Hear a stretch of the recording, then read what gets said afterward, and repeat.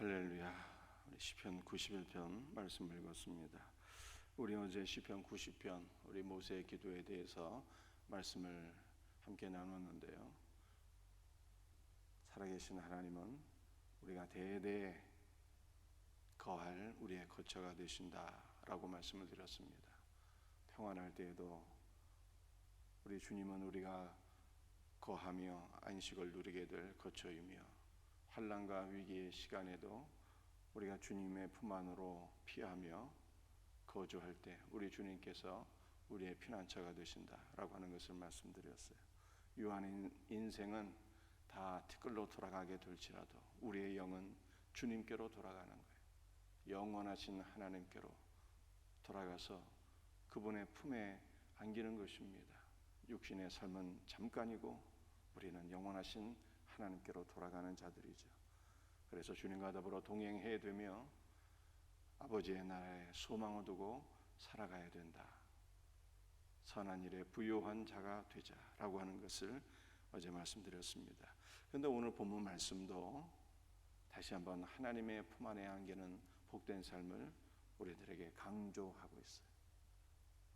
1절 말씀입니다. 지존자의 은밀한 곳에 거주하며 전능자의 그날 아래 사는 자여.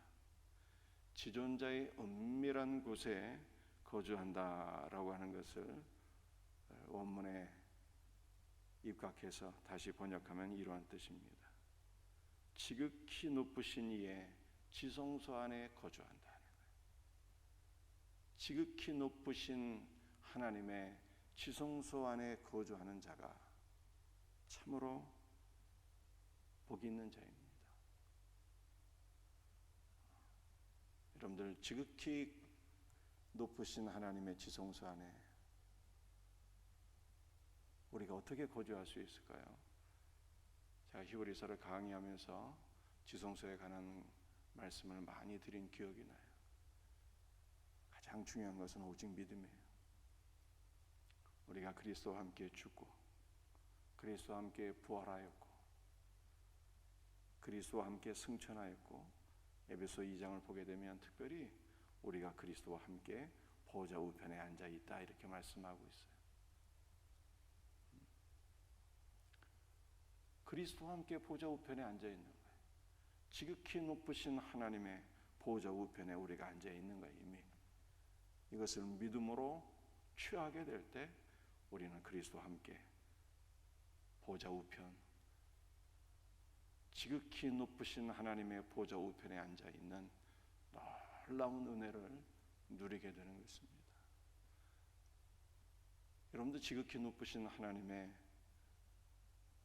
보좌 우편, 이 지성소에 들어가는 은혜는요, 피로써 이루어지는 거예요. 피로써.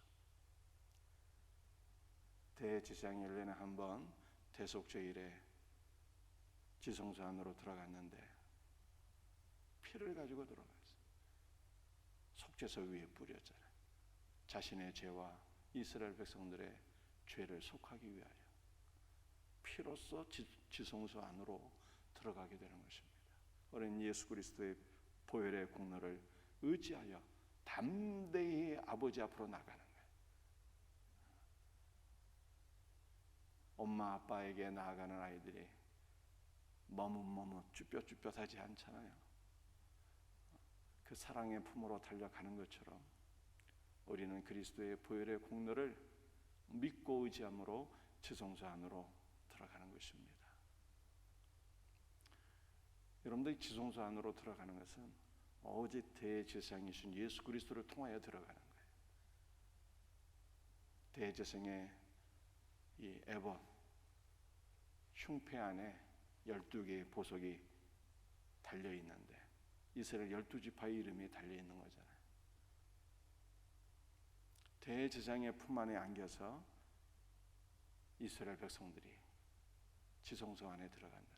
이스라엘 백성이 누구입니까? 육신의 백성이 이스라엘이 아니라 영적인 이스라엘, 주 예수 그리스도를 믿는 모든 성도들이 주님의 품 안에 안겨서 지성소 안으로 들어가는 거예요.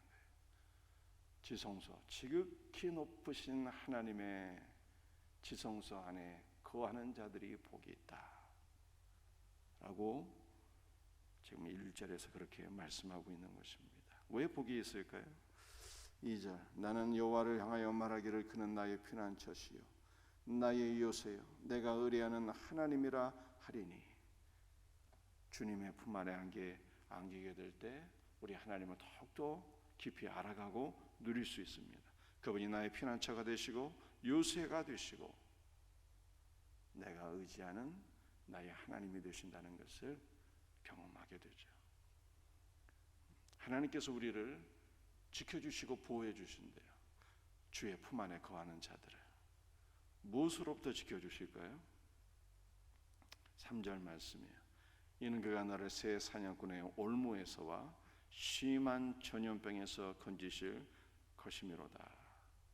주님의 품 안에 거하는 자들을 하나님께서 피난처가 되시고 요새가 되어 주셔서 우리를 지켜주시고 보호해 주시는데, 새 사냥꾼의 올무는 이 사탄의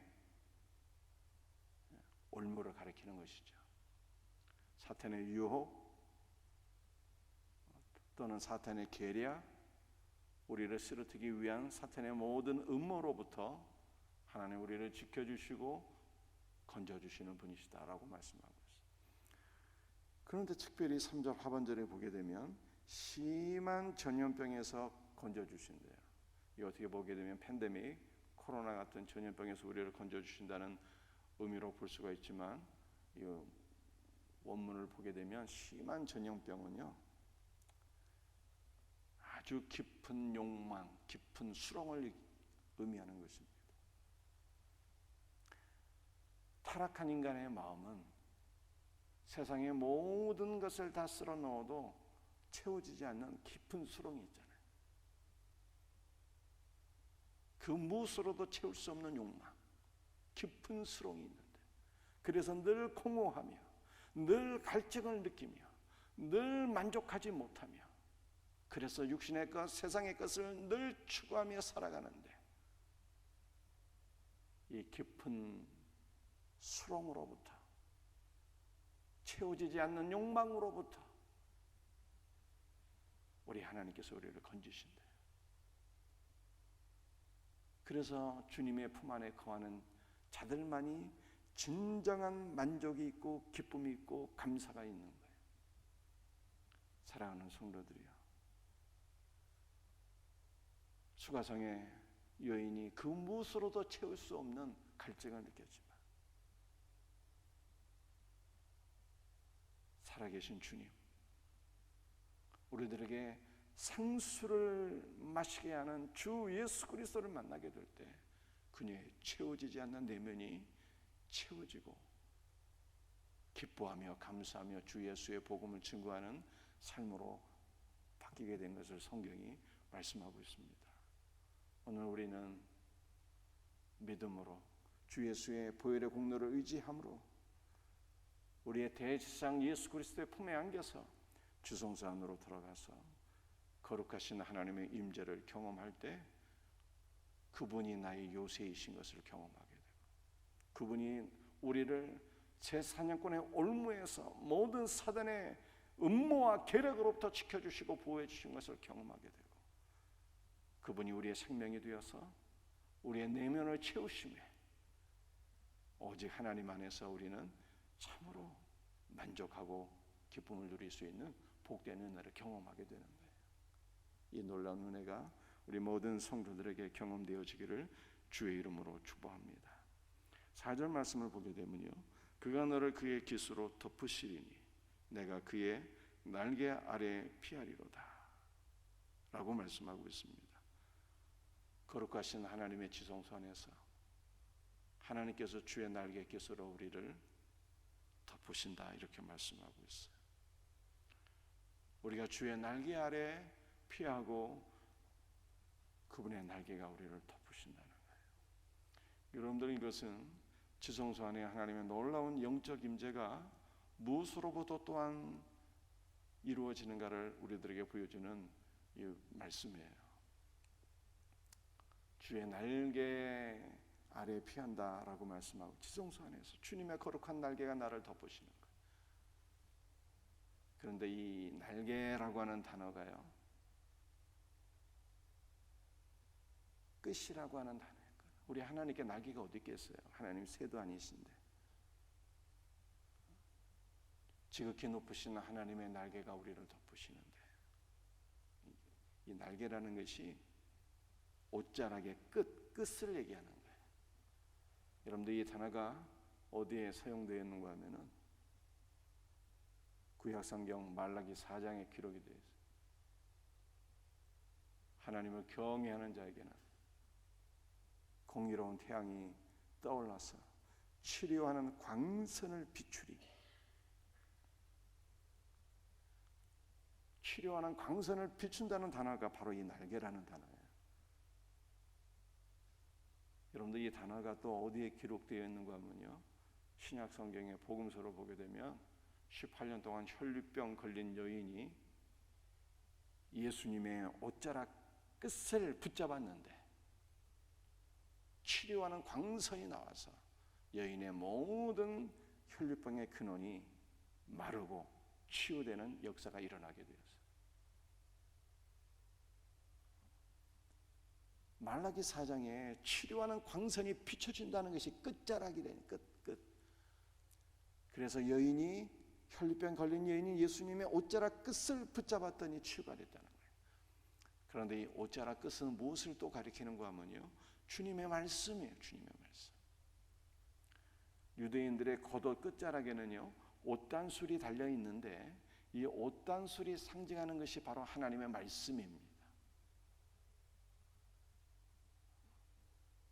하나님의 말씀에 능력이 있어서 그 말씀이 우리를 치료한다. 우리는 하나님의 말씀을 통해서 하나님의 거룩한 임재와 은혜와 생명을 경험하게 되는 거예요. 말씀 안에 회복이 되는 것이고, 말씀 안에 살아계신 주님을 만나게 되는 것이고, 그 말씀이 우리를 온전히 은혜로 덮으시는 경험을 하게 되는 것입니다. 사랑하는 성도들이요, 주님의 말씀이, 그 놀라운 은혜의 말씀이 우리를 다 덮으시고 우리를 온전히 치유하시고 새롭게 하시는 역사를 늘 경험할 수 있기를 주 예수의 이름으로 축복합니다. 우리 하나님 안에 거하는 삶이 얼마나 복된가라고 하는 것을 계속 말씀하고 있는데요, 5절부터 한번 간단히 읽고 설명합니다. 너는 밤에 찾아오는 공포와 낮에 날아드는 화살과, 밤마다 찾아오는 공포가 있어, 낮에마다 날아오는 원수의 화살이 있습니다. 6절에는 같은 말씀이 반복돼요. 어두울 때 퍼지는 전염병과 밝을 때 닥쳐오는 재앙을 두려워하지 아니하리로다. 밤마다 찾아오는 공포가 있습니다. 전염병이 있습니다. 낮마다 찾아오는 화살이 있습니다. 재앙이 있습니다. 그러나 이 모든 것들로부터 하나님께서 지켜주시고 보호해 주신다는 거예요. 여러분들 성도에게도 위기가 닥쳐오고요, 고난이 닥쳐오고요, 고통이 분명히 있다는 거예요. 그러나 하나님은 모든 환난과 고통으로부터 우리를 지켜주시고 보호해 주신다고 성경에 말씀하고 있어요. 얼마나 감사한 일인가요? 여러분들, 하나님의 놀라운 은혜는 여기서 끝나지 않습니다. 13절이 이렇게 말씀하고 있잖아요. 내가 사자와 독사를 밟으며 젊은 사자와 뱀을 발로 누리로다.